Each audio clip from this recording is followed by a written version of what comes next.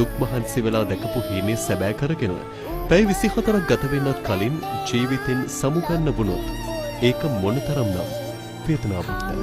රිෂිත Priyankara Anuradha bike එකක් ගන්න ආසාවෙන් ජපන් දේශයේ මහන්සි වෙලා වැඩ කරපු හම්බන්තොට සූරියවැව ප්‍රදේශයේ තරුණයෙක් හීන දැකපු බයික් එක අරගෙන ස්ටෝරි එකකුත් දාලා පැය 24ක්වත් ගියේ නෑ.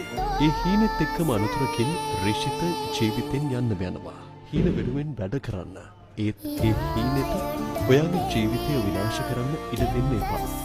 අපේ ජීවිත අදද හෙටද කියන්න අපි කවුරුත් දන්නේ නෑ. ඒත් පරිස්සමෙන්. ඔබේ ජීවිතය ඔබට වගේම ඔබේ ආදරණීයන්ට ගොඩක් වටිනවා.